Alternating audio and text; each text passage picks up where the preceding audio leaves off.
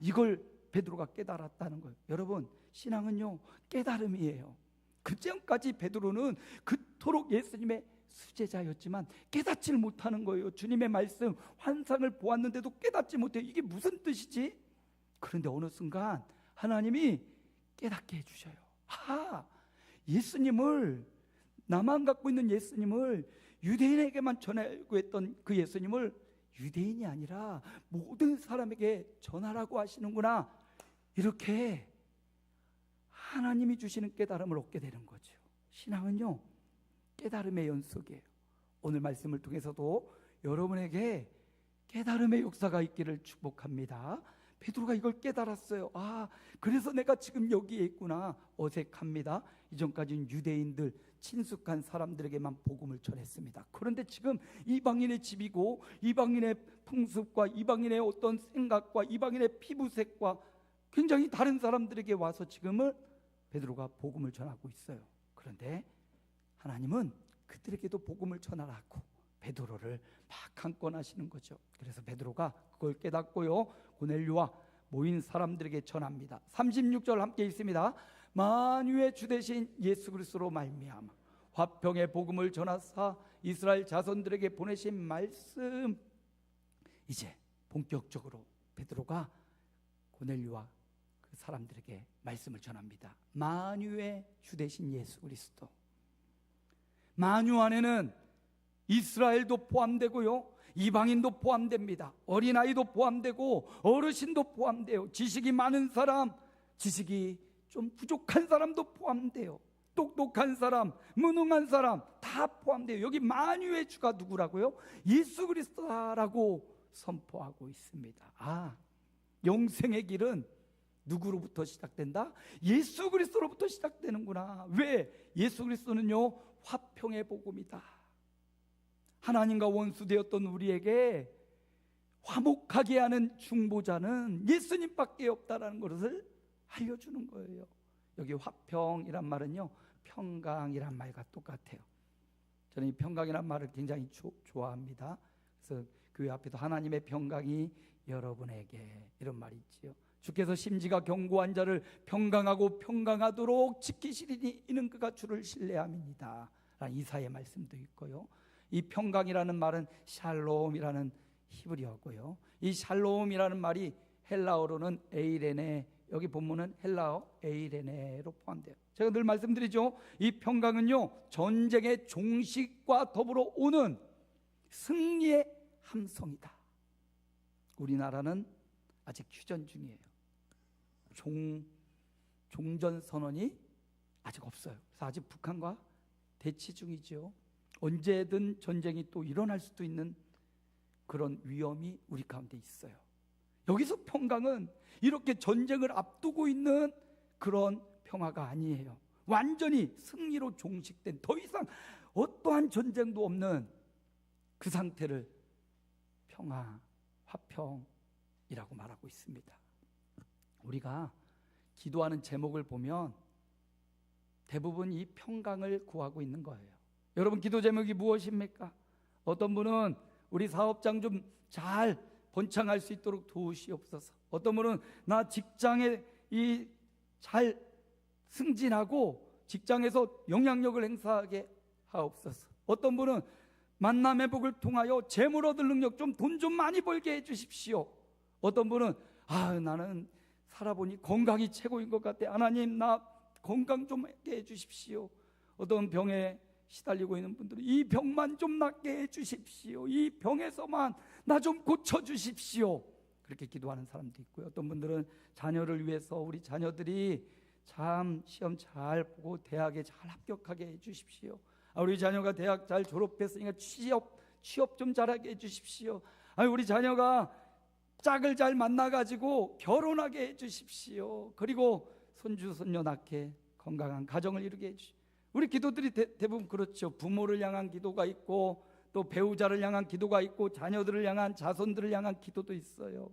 다 우리의 기도를 잘 살펴보면 그렇게 해서 기도해서 응답받아서 내 마음 좀 편하게 해주십시오, 이거 아닙니까?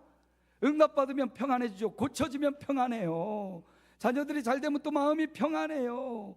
부모들이 건강하면 또 마음이 평안해요. 결국 우리 모든 기도는요, 나 좀 평안하게 해주세요, 이런 기도거든요. 그런데 여러분 어떻습니까? 그렇게 기도해서 응답 받아요. 그렇게 기도해서 평안해져요. 근데 그 평안이 영원합니까? 영원히 평안해요? 자녀가 대학 가서 더 이상 문제가 없습니까?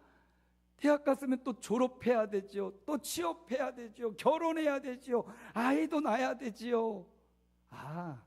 이 땅의 평안은요, 영원한 평안이 없어요. 아무리 기도해도 기도가 끝나지가 않아요. 고침받고 치유되었다고 다시 한 번도 안 아픈가요? 또 아파요. 또 질병이 찾아와요. 생로병사, 오늘 우리 교동문에 보니까 풀처럼 꽃과 같이 시들고 마르고 인생이 70이고 80이어도 신속히 날아간다고. 그렇죠. 찬송가에도 있어요. 이 세상에 험한 길 가는 동안 참된 평화가 어디 있나? 정말 참된 평안을 우리가 간구하고 기도해요. 내 문제를 놓고, 부모의 문제 또는 배우자, 자녀들의 문제를 놓고 참된 평안을 위해서 막 기도해서 응답받기도 하지만, 그거 이루어진다고 참된 평안이 옵니까?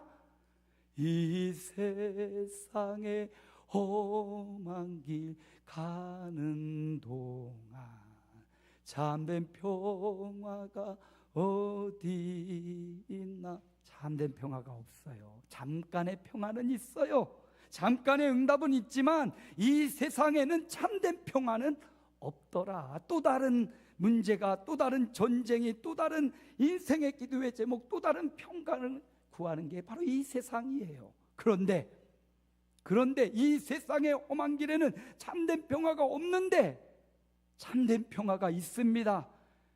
이 세상에서 찾을 수 없는 평화, 예수 그리스도에게 있다는 말이에요.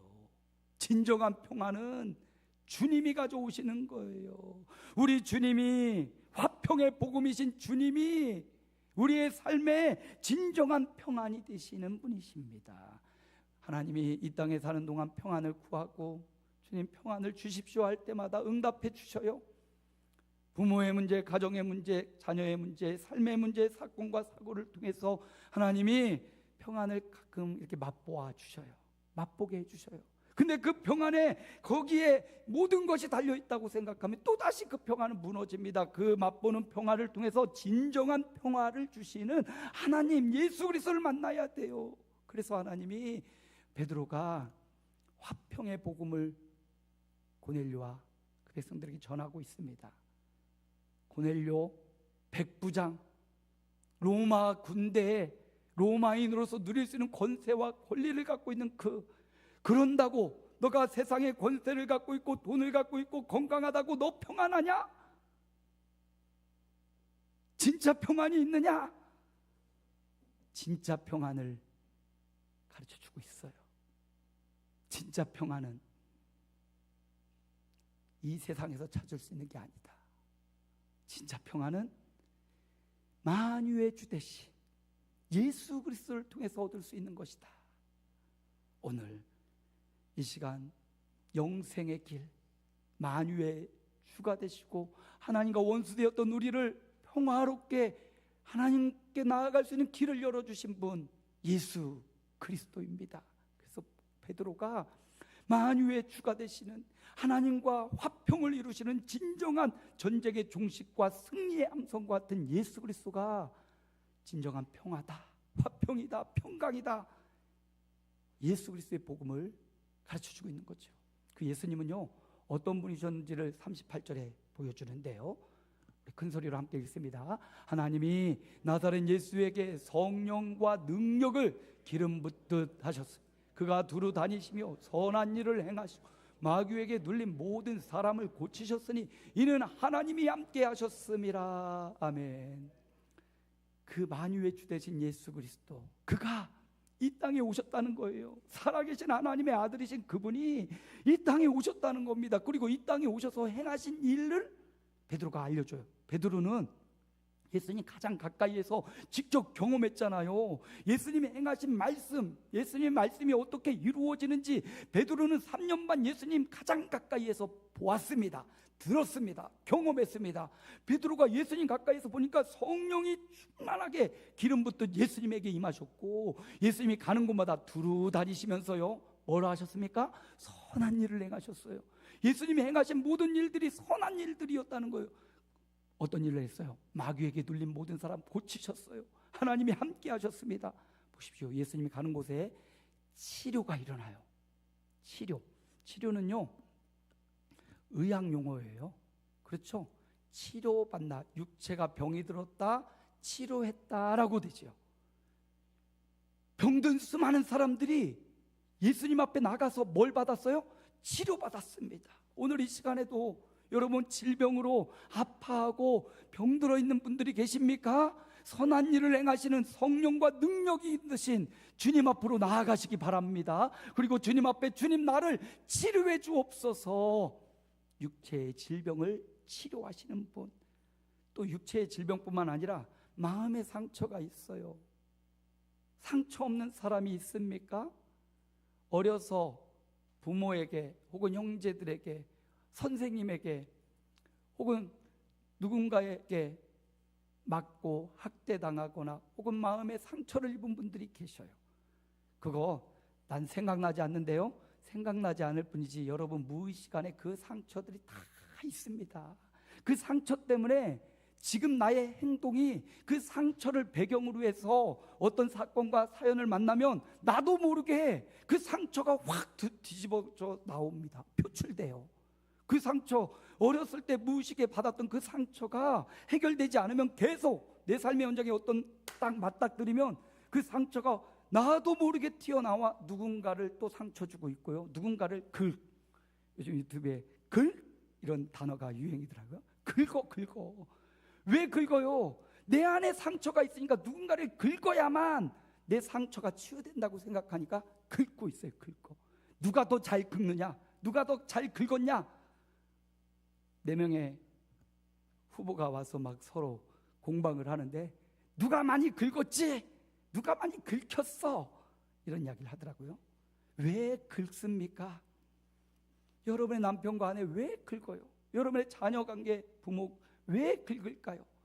내 안의 상처 때문이에요. 그 사람의 어떤 문제가 아니라 내 안에 상처가 있기 때문이에요.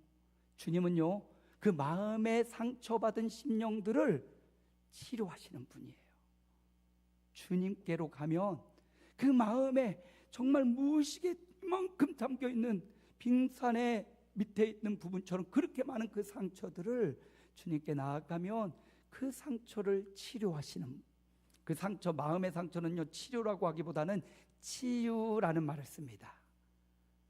여러분 마음에 상처 입어 고통스럽고 나도 모르게 막 화로 나가고 또 다른 사람을 긁기도 하고 공격하기도 하는 이 마음의 상처가 있는 분들은 주님 앞에 또 가십시오. 우리 주님이 그 마음의 상처, 긁힘받았던 그 상처도 치유해 주십니다. 세 번째, 영혼의 상처가 있어요. 영혼. 여기 보면 마귀에게 눌린 모든 사람이라고 했죠. 이 영적인 문제로, 영적인 마귀의 흑암의 권세에 사로잡히면 눌리고 영생받는 길로 가지 못하고요, 이 마귀로부터 고통당하는 영적인 문제 가운데 늘 걸려요. 신앙의 성장을 하지 못하고 이 영적인 마귀에게 눌려서 치유와 회복받지 못해요. 그래서 이 영적인 문제는 회복이라는 단어를 써요. 우리 주님이요, 베드로가 가장 가까이서 봤잖아요. 베드로가 가장 가까이 예수님 따라다니며 보니까 몸에 상처받은 사람을 예수님이 어떻게 해줘요? 치료해 주시고, 마음에 상처 입고 긁힌 사람들 예수님께 가니까 그 마음의 상처를 치유해 주시고, 또 영적으로 마귀에게 눌려서 내 마음 내 뜻대로 행동하지 못하고 그 배후의 세력에 눌려있는 자들 마귀를 싹 자유하게 해주시고 회복해 주시는 그분이 누구였다고요? 예수님이었다는 거예요. 베드로가 경험했어요. 예수님은 이렇게 살아생전 하나님의 아들로 이렇게 수많은 상처 입은 사람들을 치료하고 치유하고 회복하셨어. 근데 거기에 머무르지 않고 또 위대한 일을 행하셨는데 39절 40절 함께 있습니다. 우리는 유대인의 땅과 예루살렘에서 그가 행하신 모든 일의 증인이라. 그들이 나무에 달아 죽였으나 하나님이 사흘 만에 다시 살리사 나타내셨다. 예수님이 행하신 모든 일을 경험했는데 가장 클라이막스, 가장 절정을 보니까 그분이 그렇게 선한 일을 행하시고는 죄가 없으신 분인데 사람들이 죄인으로 몰아서 죄 없는 그를 십자가에 달려 죽여버렸어. 예수님이 죽었어. 베드로 경험했잖아요. 예수님이 죽을 때 자기는 예수님 몰라요 하면서 3번 부인하며 도망가서 십자가를 저 멀리서 아마 지켜봤을 거란 말이에요. 예수님 죽었으니까 끝났구나. 내가 믿고 따르던 예수님이 죽어버렸어. 이제 끝났구나. 절망을 십자가에서 경험했단 말이죠. 근데 그 절망이 십자가의 절망으로 끝나지 않고요, 사흘 만에 다시 살리사 나타내셨어요. 41절 여기 보면 부활하셨어요. 그들의 제자들에게 나타나셨어요. 아침을 같이 먹어주셨어요. 부활의 사실성, 확실성. 베드로는 예수님이 성령과 기름 부음 받아서 몸과 마음과 영혼을 치료하시고 더 나아가 자신이 죽었는데 그 죽음을 깨고 다시 살아 부활하셨다. 십자가와 부활. 그래서 이 십자가 부활을 통해서 이분이 바로 성경에 예언된 수많은 선지자들이 예언한 살아계신 하나님의 아들이구나. 살아계신 하나님의 아들, 십자가로 우리 모든 죄를 해결하신 분이구나. 시작할 때 말씀드렸죠. 어떤 율법을 지킴으로 구원을 받을 수 없다고요. 왜냐하면 우리 모두가 그 율법을 완벽하게 지킬 수 있는 인생에 아무도 없기 때문입니다. 단 한 가지 계명만이라도 온전히 지킬 수 있는 인생에 아무도 없어요. 그래서 예수님께서 아무도 지킬 수 없고 아무도 구원받을 수 없기에, 그래서 예수님께서 죄 없으신 하나님의 아들께서 우리를 대신하여 내가 죽어야 되고 내가 율법을 다 이루지 못하니까 내가 지옥 가야 되고 내가 형벌받아야 되는데 예수님이 나 대신 십자가에서 나 대신 죽어주신 거예요. 그래서 이 예수님을 믿을 때, 십자가를 지시고 부활하신 예수님을 믿을 때 그 믿음이 나의 모든 죄를 해결하고 의인으로 여겨주시는 거예요. 용서받은 죄인이 되는 거죠. 용서받은 의인이자 용서받은 죄인이 되는 거예요. 십자가에서 다시 살아나셨습니다. 예수님이 죽은 사람을 살렸어요. 3명의 성경의 이야기가 나옵니다. 회당장 야이로의 딸도 달리다굼 살렸어요. 나인성 과부의 아들 장래 행렬 중에 그도 살렸습니다. 그리고 이미 장사 지낸 죽은 지 4일 된 나사로도 살렸어요. 죽었다가 살아났죠, 그들은. 그런데 예수님의 부활과 그들의 다시 삶은 달라요. 그들은 다시 살았지만 또 죽었습니다. 3명 다 또 죽었어요. 근데 예수님은요, 부활하시고 다시 죽지 않아요. 지금도 살아계십니다. 하나님 우편에 지금도 계시고요, 우리에게 성령으로, 우리에게 주셔서 성령으로 함께 계셔요. 예수님이 이 십자가 부활을 통해서 오직 유일하신 하나님의 아들이라는 사실을 우리에게 분명히 보여주시지요. 한 절 더 볼까요? 42절입니다. 함께 읽습니다. 우리에게 명하사 백성에게 전도하되 하나님이 살아있는 자와 죽은 자의 재판장으로 정하신 자가 곧 이 사람인 것을 증언하게 하셨고. 그렇습니다. 예수님이 바로 이제 다시 오실 분이고 산자와 죽은 자를 심판하시려고 오시는 재판장이다 라고 베드로가 전하고 있는 겁니다. 누가 재판관이냐? 이거 너무 중요합니다. 우리가 뭔가 죄를 지었거나 억울한 일을 당했을 때 우리 재판정으로 가죠. 1차, 2차, 3차, 3번의 재판의 기회가 있어요. 정말 그런 자리 가지 않아야 되겠지만 살다 보면 그런 자리 갈 일이 생길 수도 있어요. 1차, 2차, 3차까지 갑니다. 그래서 최종 판결이 나면 그 재판에 의해서 나는 형벌을 받거나 면죄를 받아요. 누가 재판관이냐 중요하죠. 요즘도 여야가 이렇게 대치 상황에서 재판관이 어떤 판결을 내리느냐에 따라서 그 당사자의 운명이 좌우되는 경우가 있습니다. 세상의 재판관은요, 재판관은 정치의 중립 의무가 있습니다. 여도 아니고 야도 아니어야 돼요, 재판관들은. 그런데 이제 그 재판관들의 판결에 의해서 어떤 자기 당에 유익하면 그 사람은 여당 쪽이다, 혹은 보수다, 혹은 진보다, 이렇게 판결을 스스로 내리는데, 세상의 재판관이 누구냐에 따라 내 운명이 뒤바뀌어요. 그렇죠. 그래서 그 재판관은 너무 중요합니다.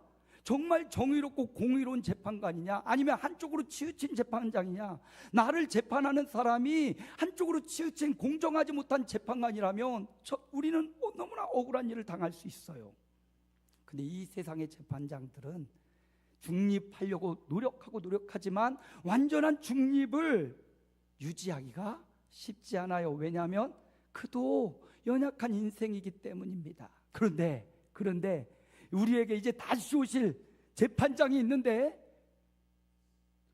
바른 정의와 공의를 완전히 갖고 계신, 사랑과 공의를 동시에 취하신, 누구도 한마디 항소할 수 없는 예수님, 그분이 우리 재판장으로 다시 오실 거라는 거예요. 그래서 지금 고넬료에게 베드로가 그걸 전해주고 있는 거죠.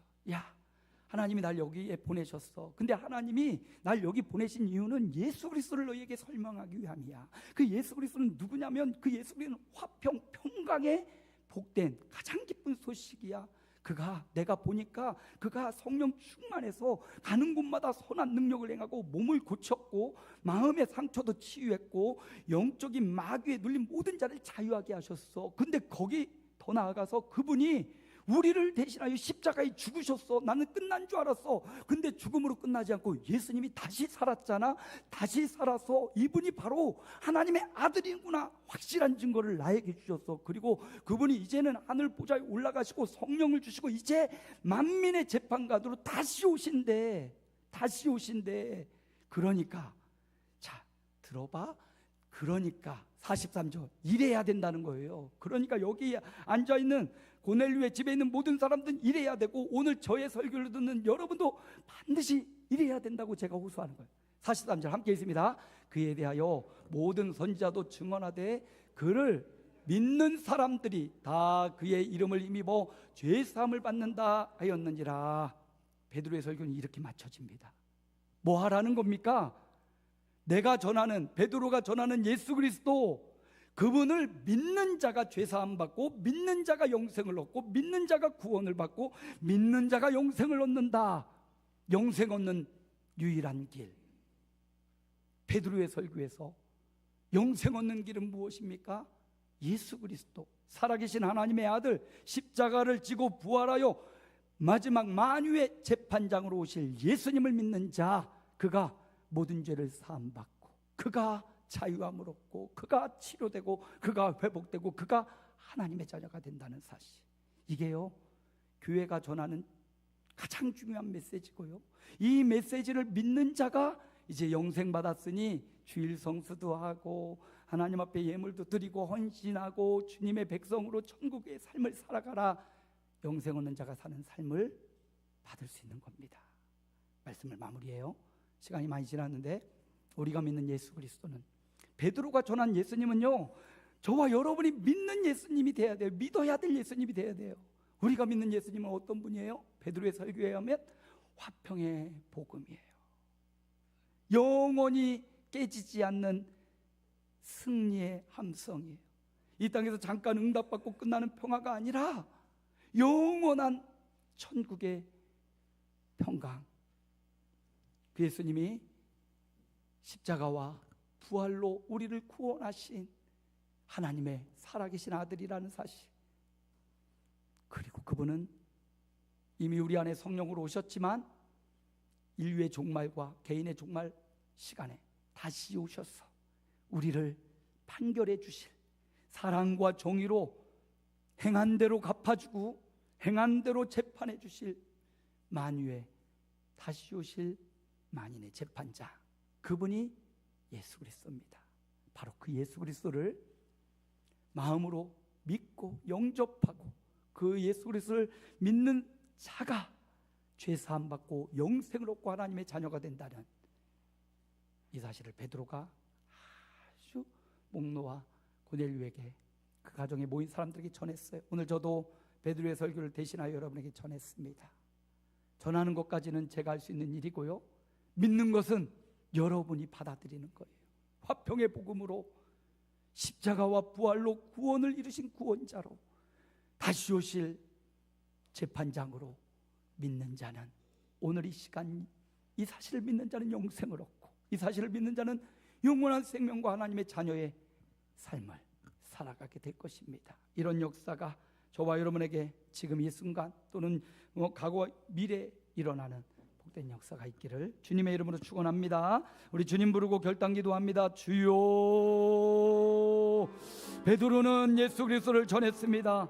화평의 복음이신 예수님, 십자가와 부활하신 예수, 우리의 구원자, 다시 오실 만민의 재판장이신 예수님, 우리의 인명과 우리의 인생에 달려있는 예수 그리스도를 믿는 믿음의 삶을 살게 하옵소서.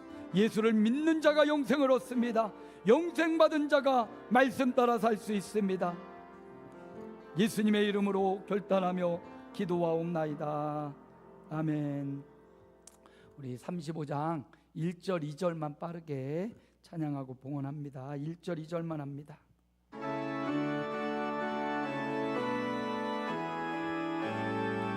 큰 영화로신 주 이곳에 오셔서 이 모인 자들로 주 백성 삼으사 그 중에 항상 계시고 그 중에 항상 계시고 큰 영광 나타내소서.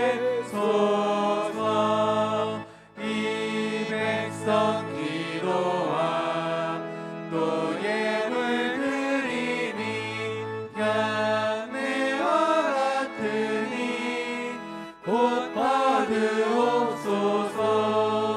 주 예수 크신 복음은 주 예수 크신 복음은 만 백성 듣게 하소서. 아멘.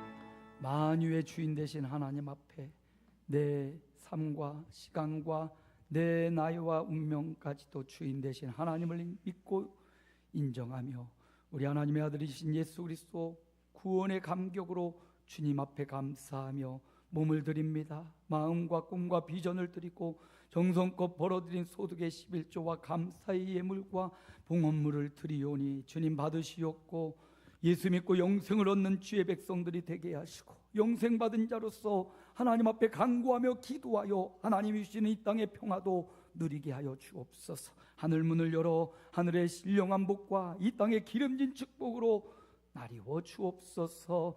주님 신문대로 거두게 하신 말씀이 이루어지게 하시고 저들의 직장과 생업의 현장에 하나님 복을 주시고 만남의 복을 통하여 재물 얻을 능력 주시고 아픔과 고통으로부터 치유되고 치료되고 회복의 역사를 이루어 주옵소서. 귀한 예물이 쓰여지는 곳마다 생명의 역사가 일어나게 하옵소서. 구주의